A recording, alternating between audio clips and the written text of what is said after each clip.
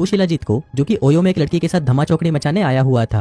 अब पहला राउंड होने के बाद पप्पू शिलाजीत को उसकी दूसरी गर्लफ्रेंड का कॉल आता है, जो कि अपने घर पर अपनी गीली बिल्ली के साथ उसके लिए तड़पी जा रही थी। अब क्योंकि पप्पू शिलाजीत को उसकी भी लेनी थी, इसलिए वो अपनी पहली गर्लफ्रेंड से कहता है कि जाने मन मेरी दादी का फोन है और वो बहुत ज्यादा बीमार है, इसलिए मुझे उनके पास जाना होगा। लेकिन दूसरी वाली के पास जाने से पहले वो पहली वाली के साथ एक बार फिर से धमा चौकड़ी मचाता है। अब सेकंड राउंड लेने के बाद ही पप्पू शिलाजीत उससे बोर हो चुका था, इसलिए वो अपनी बंदी से कहता है कि मैं अपनी दादी के पास जा रहा हूँ, और जाने से पहले वो अपनी बंदी के पर्स में से कुछ पैसे निकाल लेता है, जिसके बाद वो उन पैसों से दूसरी बंदी को बजाने के लिए निरोध खरीदता है। शाबाश। फिर रात को अच्छे से तैयार होकर वो अपनी दूसरी बंदी के घर पहुंचता है, लेकिन अंदर जाकर वो देखता है कि घर में पूरा अंधेरा है। पप्पू शिलाजीत को लगता है कि शायद उसकी बंदी चुपके से आकर उसका मुंह में लेगी, लेकिन तभी अचानक पीछे से उसकी बंदी आकर उसके सिर पर बेसबॉल बैट से हमला करके उसे बेहोश कर देती है। फिर कुछ देर बाद जब पप्पू शिलाजीत को होश आता है तो वो खुद को एक रेगिस्तान में पाता है। वो देखता है कि सिर्फ कच्छे को छोड़कर उसके बाकी सारे कपड़े उतार लिए गए हैं। फिर वो अपने कच्छे की जेब में हाथ डालता है, जहाँ पर उसे एक निरोध का पैकेट और उसकी चारों गर्लफ्रेंड्स की एक फोटो मिलती है, जिसका मतलब था कि उसकी चारों गर्लफ्रेंड को पप्पू शिलाजीत के बारे में पता चल चुका था, इसलिए उन सभी ने मिलकर उसकी गांड फाड़ने का ये प्लान बनाया।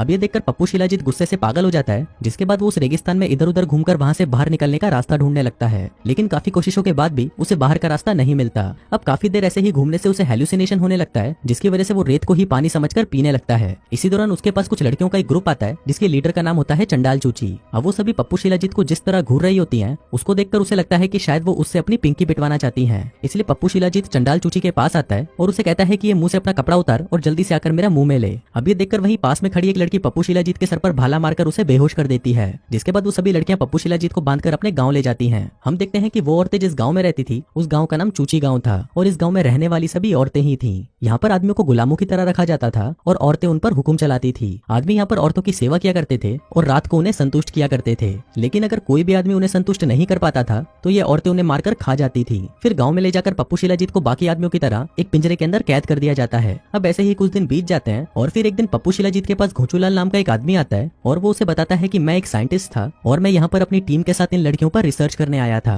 दरअसल हम ये देखना चाहते थे कि ये औरतें हमारे छोटे पप्पू को 2-2 घंटों तक अपने मुंह में कैसे ले सकती हैं, लेकिन जब मेरी टीम वालों ने इन्हें मुंह में दिया तो ये औरतें चूसने की जगह उनका काट कर खा गई और फिर उन्हें जान से मार डाला। इसके बाद वो सभी औरतें मुझे भी मारने वाली थी, लेकिन यहाँ की एक प्रीस्ट ने मुझे इनसे खरीद लिया और मैं बच गया। फिर जाने से पहले वो पप्पू शिलाजीत से कहता है कि आज रात को यहाँ पर एक फेस्टिवल होने वाला है, जहाँ पर ये औरतें कुछ आदमियों की बलि देंगी। फिर रात को जब वो औरतें पप्पू शिलाजीत को लेने आती हैं तो उनको देखकर वो चूतियों वाली हरकतें करने लगता है ताकि वो उसे पागल समझकर छोड़ दें, लेकिन इससे उन औरतों को कोई फर्क नहीं पड़ता और वो उसे बांधकर दूसरे आदमियों के साथ घसीटते हुए स्टेज तक ले जाती हैं। इसके बाद वहाँ पर गांव की पुजारन काली शक्ति आती है, जो कि एक एक करके उन आदमियों के छोटे पप्पू को काटने लगती हैं। अब ये देखते ही पप्पू शिलाजीत की फटकर 464 हो जाती है, लेकिन फिर जब उसकी बारी आती है तो रानी उसके सामान को काटने से मना कर देती है, क्योंकि रानी को ऐसा लगता है कि पप्पू शिलाजीत उसकी वो प्यास बुझा सकता है जो कि बाकी के आदमी नहीं बुझा पाए। फिर रात को पप्पू शिलाजीत को रानी को संतुष्ट करने के लिए उसके कमरे में भेजा जाता है। अब उसको देखकर रानी कहती है कि मुझे पीछे से डलवाने में बहुत मजा आता है। अब ये सुनकर पप्पू शिलाजीत खुश हो जाता है और सोचता है कि आज तो मैं इसकी पीछे से लूंगा, लेकिन तभी वहाँ पर कुछ लड़कियां आती हैं और पप्पू शिलाजीत को पकड़कर नीचे लिटा देती हैं, जिसके बाद एक प्लास्टिक का घोड़ा लाकर सीधा उसकी गांड में घुसा दिया जाता है। फिर अगली सुबह हम पप्पू शिलाजीत को देखते हैं जो कि लंगड़ा कर चल रहा होता है।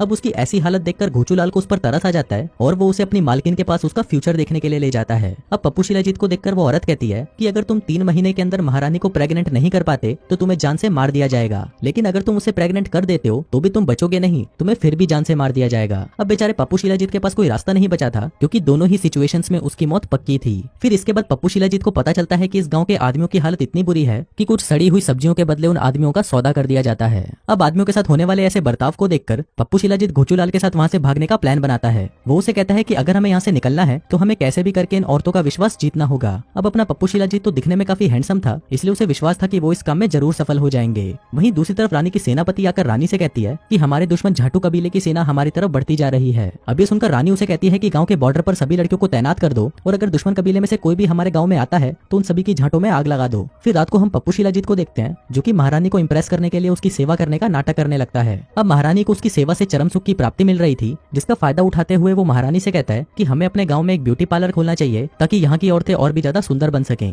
अब महारानी भी उसकी बातों में आ जाती है और वो उसे ब्यूटी पार्लर खोलने की परमिशन दे देती है। दरअसल पप्पू शिलाजीत ब्यूटी पार्लर के जरिए गांव की औरतों का विश्वास जीतना चाहता था। फिर अगले ही दिन पप्पू शिलाजीत और घोचूलाल मिलकर एक पुरानी सी बिल्डिंग को रेनोवेट करते हैं और उसे एक ब्यूटी पार्लर में बदल देते हैं। फिर कुछ देर बाद उनकी दुकान पर गांव की सबसे बदसूरत लड़की आती है, लेकिन इसके बाद भी पप्पू शिलाजीत और घोचूलाल मिलकर उसका ऐसा मेकओवर करते हैं कि वो बदसूरत से एकदम खूबसूरत आइटम बन जाती है। अब उसकी खूबसूरती को देखते ही गांव की बाकी औरतें भी पागल हो जाती हैं और वो सभी पप्पू शिलाजीत के पास आकर उनको भी वैसा ही खूबसूरत बनाने को कहती हैं। अब धीरे धीरे हम देखते हैं कि पप्पू शिलाजीत गांव की लड़कियों के बीच पॉपुलर हो जाता है और जो पैसा वो उन लड़कियों से कमाता है वो सारा पैसा वो महारानी पर उड़ा देता है ताकि वो उसे इम्प्रेस कर सके। फिर एक दिन डिनर के दौरान वो महारानी से कहता है कि मैं आपको बहुत पसंद करता हूँ और मैं आपसे शादी करना चाहता हूँ, लेकिन महारानी उसकी बातों में नहीं आती और उसे कहती है कि मेरे से दूर रहो। वो कहती है कि तुम एक आदमी हो और तुम्हारी यहाँ पर कोई औकात नहीं है। इसी दौरान वहाँ पर एक औरत भागती हुई आती है और महारानी से कहती है कि ये बच्ची कुएं में गिर गई थी, हमने इसे बाहर निकाल तो लिया लेकिन ये होश में नहीं आ रही। अब ये देखकर पप्पू शिलाजीत जल्दी से उस बच्ची को पकड़कर उल्टा लटका देता है जिससे उसका सारा पानी बाहर निकल जाता है और वो होश में आ जाती है। अब ये देखकर गांव की औरतें बहुत खुश होती हैं और उसे इस गांव का हीरो बना दिया जाता है। जिसके बाद अगले दिन हम देखते हैं कि पप्पू शिलाजीत को गांव की औरतों से इज्जत मिलना शुरू हो जाती है और ऐसा पहली बार हो रहा था कि ये औरतें किसी आदमी को इतनी इज्जत दे रही थी।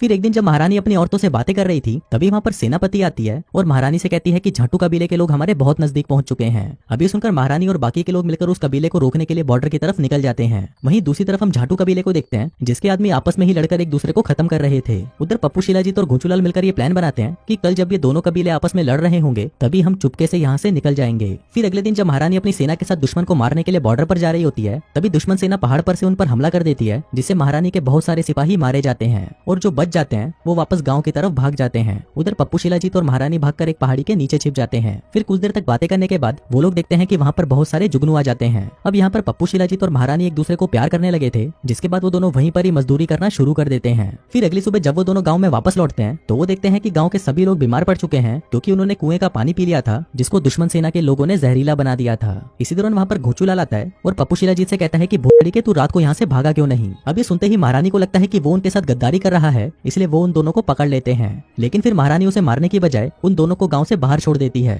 अब वो दोनों वहां से जा ही रहे थे कि तभी पप्पू शिलाजीत को एहसास होता है कि उन कबीले वालों को उनकी जरूरत है, इसलिए वो घोचूलाल से कहता है कि हमें अपने कबीले में वापस जाना होगा। लेकिन घोचूलाल उसे मना कर देता है और उसे कहता है कि तू चूतिया हो गया है। लेकिन अब पप्पू शिलाजीत उस कबीले में जाने का मन बना चुका था इसलिए वो भागकर उस कबीले की तरफ जाने लगता है। वहीं दूसरी तरफ झाटू कबीले की सेना चूची कबीले पर हमला कर देती है और वो लोग उन औरतों को मारकर अपना गुलाम बनाने लगते हैं। वहीं चूची कबीले की औरतें अपना पूरा जोर लगाकर उनसे लड़ने की कोशिश करती हैं लेकिन वो उन आदमियों से जीत नहीं पाती। अब वो सभी औरतें उन आदमियों के आगे हार मानने ही वाली थी कि तभी वहाँ पर सफेद घोड़े पर बैठकर पप्पू शिलाजीत आ जाता है, जिसके बाद वो झाटू कबीले के लीडर को लड़ाई के लिए चैलेंज करता है। अब वो लीडर भी उसका चैलेंज एक्सेप्ट कर लेता है जिसके बाद वो दोनों लड़ाई करने लगते हैं। अब शुरू में तो पप्पू शिलाजीत कुत्ते की तरह मार खाता है लेकिन फिर बाद में पप्पू शिलाजीत अपने पिछवाड़े का पूरा जोर लगाकर झाटू कबीले के लीडर को मार डालता है। फिर कुछ महीनों बाद हम देखते हैं कि चूची कबीले में सब कुछ ठीक हो चुका है और कुछ दिनों में उन लोगों को खबर मिलती है कि महारानी प्रेग्नेंट है और उनके पेट में जो बच्चा है वो पप्पू शिलाजीत का है। और जैसा कि उस पुजारन ने बताया था कि अगर उसने महारानी को प्रेग्नेंट कर दिया तब भी उसे जान से मार दिया जाएगा। इसके बाद हम देखते हैं कि पप्पू शिलाजीत को स्टेज पर लाया जाता है ताकि वो लोग वहाँ पर उसकी बलि दे सकें और इसी के साथ ही ये कहानी यहीं खत्म हो जाती है।